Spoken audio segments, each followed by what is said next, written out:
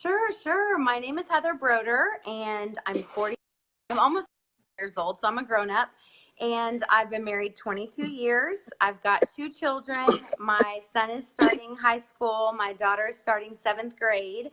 We all go to Houston's First Baptist, the Cypress campus, and my husband and I teach the middle school youth stuff, so we're excited about that this weekend. Okay.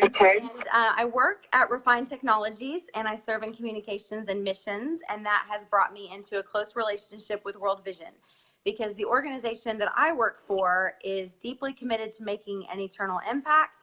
And so we've committed $1 million towards working with World Vision to bring clean water to Honduras. So that has created the opportunity for me to go every couple of months with a handful of employees to see firsthand the work that we're getting to contribute to in Honduras on the ground.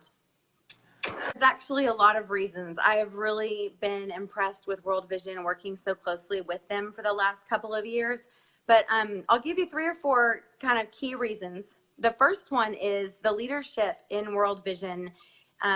Even at the local level, there in Honduras, the folks are extremely competent and capable, and they're also really committed. I mean, when I walk around with Javier Mayorga, who leads the water and sanitation and hygiene, it's almost like he knows every child in every community in Honduras. He knows them personally. He knows their family situations. And so they're deeply committed to life change for individuals. They don't look at this as just, macro projects.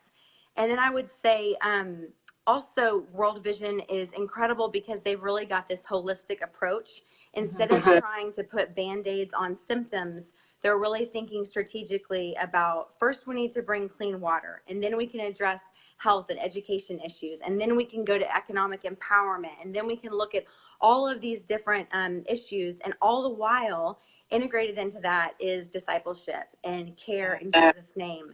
And so rather than being a humanitarian organization, they're really a Christian organization that does humanitarian things for the glory of God in Jesus' name. And so I feel like they are so incredible because they can do things at scale and they can do things efficiently, and they've really got the expertise, not just to bring about change, but to bring about sustainable change. So you feel like when you're investing with them, you're really going to see generational cycles broken and new things happening. And so I've just been really impressed with the leadership here in the U.S., but also the leadership that they have locally in all of the areas where they work. A lot of ways that going to Honduras on these trips has marked me, and I apologize in advance because I'm kind of a weepy person. So it could get a little ugly cry, but it's okay because it's just been really meaningful. So I would say one kind of, just to be transparent, one really huge thing that has impacted me is just the things that seem like irritations here, the things that seem like, you kind of complain about them, and maybe you don't even verbalize them because you know that, you want to have a good attitude and a good heart, but you're like, gosh, I can't believe that that's not on Prime. Or, gosh, I can't believe, the traffic is so horrible this morning. Or you just have these little things that you allow to frustrate you. But then when you take trips to places like this and you realize just the real challenges that people have in terms of waking up and having to walk 3 miles and carry heavy water, and not just doing that one day, but doing that every day. And then living with chronic diarrhea, living with chronic waterborne illnesses, and then your children missing school because they are carrying water so that you can clean your home and have a little bit for baths and have water just for your basic needs. I mean, those are real challenges. And so the things that I'm irritated with, it's really eye-opening. And Jesus didn't die so that I could change my behavior. He died to change my heart. He rose to change my heart. And so I feel like part of that process of God really working on my heart has just been putting me into an environment where I really just get to see firsthand what is hard and perspective. And I've been to a lot of international places, and I've been on a lot of mission trips, but I think we have to be constantly immersed in it because we get desensitized. We hear and see about hard conditions, but it continues to be over there and not like a front of mind. And so taking these trips regularly in place and being immersed in the same challenges has just really hit me. So that's okay. Another way that's kind of fun is that one of the mottos of the WASH program, which is the Water and Sanitation and Hygiene, they have a little Sesame Street character, and they come and talk to the kids about sanitation and hygiene. And so they have this little character, and she talks about washing your hands and brushing your teeth and flushing the toilet, because a lot of these kids grow up in communities where there's open defecation and they haven't had toilets before and they haven't had clean water. So they're literally learning these new habits. So they've got this real fun wash song, and it's talking about, you know, being clean and happy because you're, you know, getting rid of the germs and you're having good hygiene so you can have good health. And on one of the trips, I was just thinking about those kids and how they truly were joyful that they had water, and they were truly joyful that they could, you know, take a bath. And, you know, they were teaching their parents that we have to wash our hands at these certain times. And it was such a spiritual picture of what water is. We can be clean and happy when we have access to water. And that is exactly what Jesus does for us. Like, he is the living water that cleans us and cleanses us and purifies us and makes us happy. Because, like, think about it, when you go camping, you're like, this is great, I'm in the mountains, this is so beautiful. And then 24 hours in, you're like, I need a shower immediately. This is disgusting, I'm horrified, I really want a shower. And so then you take a shower and you're clean and you're happy. And just in that same way that we are like living in filth, the living water of Christ makes us clean and happy. Wow. So to be in those communities and to see those kids singing about water and singing about being clean and happy, it honestly has just pierced my heart for living water and what Jesus has done. And then a couple more stories. Mm-hmm. So there's a woman named Dinga that I got to meet in El Rodeo, which is a community kind of in western Honduras, beautiful mountains, very, very remote. And their community was particularly suffering because there were all of these pesticides that were runoffs because of coffee plantations. So their water was not only just like poor quality water, but it also had all of these major contaminants of chemicals. So their community in particular had a lot of deformities and some blindness and some neuro problems that were happening because the water conditions were just so bad for so long. So our team was there to talk with the water committee and understand more about the needs of the community and how they had mobilized themselves. And they were in the middle of construction. They're in the middle of digging miles of trench. And you know, World Vision provides labor and plans, but the community provides the muscle. So they have to organize themselves and dig and install this pipeline. So one of the women who was there, her name was Dinga, and she did not have all of her fingers and like full use of her hands. And yet she was telling us about how she had volunteered, you know, a major amount of time digging a significant part of this pipeline. And she showed us, you know, the motion of what she had to do with her axe and how she's leaning over this trench and she's digging. And I thought, I've never worked that hard in my life. I've never worked that hard in my life. And she was doing that because her son was dealing with neuro problems, neuro difficulties, and they weren't even really sure because her access to healthcare was so challenging. So she hadn't really been to a sophisticated doctor yet to figure out what was going on with her son and how she could help. But she knew that clean water would help, and she knew that clean water was essential for her community. And she wasn't going to say, hey, I really wish I could help, but I've got these challenges and I'm a single mom and I really physically can't do this.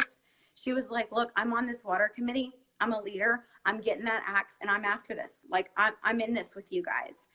And when she was talking to us about that, I thought, what have I done for my community? You know, what sacrifices have I made to rally with people and really get around something significant? You know, I know a lot of my neighbors because I go to church with them or our kids get on the bus together, but we also are so self-sufficient here and we don't need each other in the same way, except that we do. And so it was such an incredible picture of how powerful a community is in spite of all the different limitations that they had. When they worked together, they accomplished this incredible goal. I mean, Refined Technologies gave money, World Vision gave a plan, and, you know, water, like insight into like where the source was and where this pipeline was going to go.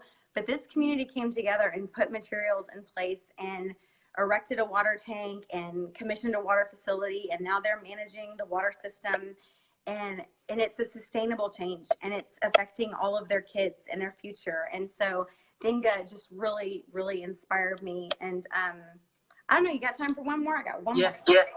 Okay. My one more is that just the hope of the gospel. It's thrilling when you read about Jesus's words in the Bible, but then it's incredible when you see right in front of you, he's answering prayers. He's bringing hope. He's changing lives. He is reaching in and he's involved and he's close, because he's not bringing and giving peace and hope. He is peace and hope. So we read about Isaiah and Matthew and these different scriptures that talk about helping those who are hurting, helping those who have needs, helping those who have these injustices. And so if we want to connect with Christ and have communion and fellowship with Christ, we will be involved in helping the least of these, and we will be involved in bringing that cold cup of water in his name. And so it's just pretty exciting that even though the needs are great, there is transformation and hope happening. And Honduras is a place where people are faithful and they are prayerful and they are depending on God. And it's a really beautiful picture of reliance, just a true dependence on God. And it's pretty incredible just to have an opportunity to be a part of that. I would say it's challenged my ideas about caring for others and making sure that the care and the support that we give is strategic and thoughtful. And so what I've learned from World Vision is they're really looking at how to create lasting change and how to address all the needs that people have. So there are spiritual needs, and there's physical needs, and there's financial needs. And so just really thinking through how do those things work together. If we get everybody in school, but they're sick all the time, you know, that's not going to help them. And so it's really got to be, you know, this approach to poverty has to be multifaceted. It has to be well thought out and well sequenced. And so, it, you know, I think maybe 5 years ago, I might have thought in a more naive way about coming alongside and getting involved. And it just made me thankful for the leadership and the way that God has equipped people and given people gifts, even organizationally, to try to address things in a sustainable, helpful way. Awesome. Yes. Number one, I think us having a better understanding of the challenges so that we can pray and support is important. So, for example, I got a book last summer. It's called Enrique's Journey, and it's not a political book at all, but it's just helping people understand really the crisis that's going on in Central America, why people are fleeing, why families are breaking up, the risks that people face. So I think understanding more of what's happening in whatever part of the world and whatever part of our country that God's put on your heart, I think being educated and informed is really an important start. And then I also think, you know, the more we understand, the more that we can pray and communicate with others and collaborate and look for those things that God has given us an opportunity, whether it's child sponsorship or raising money towards water projects. But I think there's a lot of ways to get involved, even if your time is limited, even if your resources are limited. I think that God will continue to blow our minds with ways to get involved, even that, you know, might surprise us. Maybe even people in our own community that have needs that need to be met. So I think it's easy for us to all feel like we're busy and feel like we're overwhelmed, like your earlier video said. But I think as we pray and ask God how and where he wants us to be involved, he's faithful to show us, and he's faithful to open doors that we can walk through, and trust him to provide the talent or the money or the time to be involved and to stay involved. Say, as you know, kind of an encouragement and a challenge is, it's really crazy when you stop and think about how much water we use. Like when you just go kind of like mentally go through your day. And I would just encourage everybody, like tomorrow when you wake up, just start counting up all the times that you use water. So it's like, oh, couldn't have brushed my teeth. Oh, couldn't have done that load of laundry. Oh, couldn't have made my coffee. Oh, would have struggled to make that breakfast. And then you start to think about just life on just going on and on, days after days, and you're raising lots of children and you don't have that water.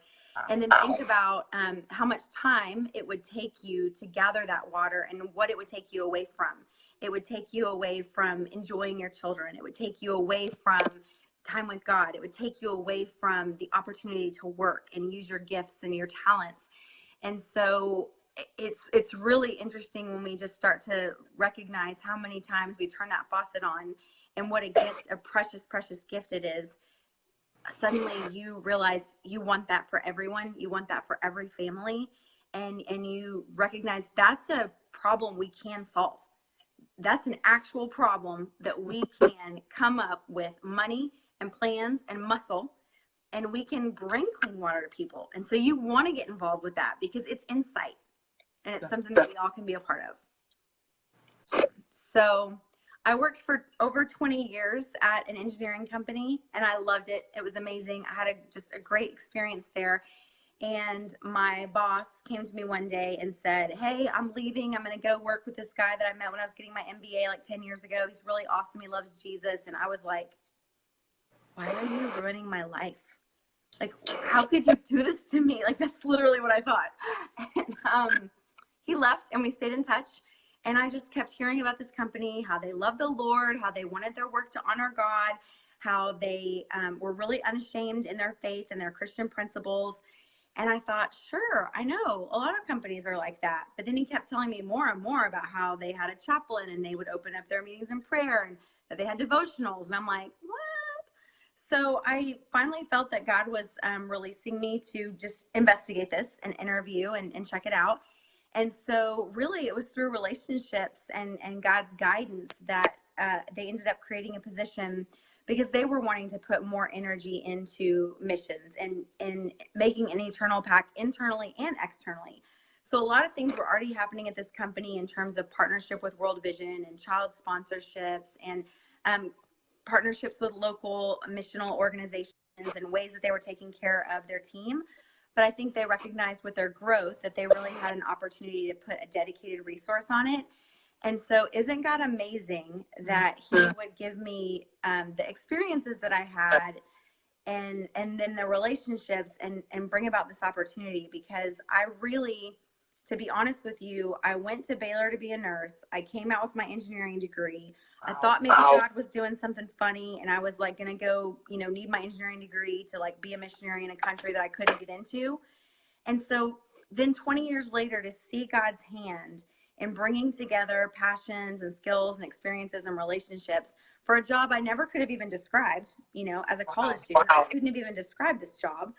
But it's amazing to have the opportunity to be a leader and a shepherd of our culture and our communication and our involvement and partnership with mission organizations. And so I am so thankful for this job. I'm so thankful that part of my responsibilities are taking team members to Honduras to see what their work is contributing to. It's really fulfilling and exciting, and I'm really thankful for our leadership and just their vision to be a gospel-centered company in every way. Bye, see ya.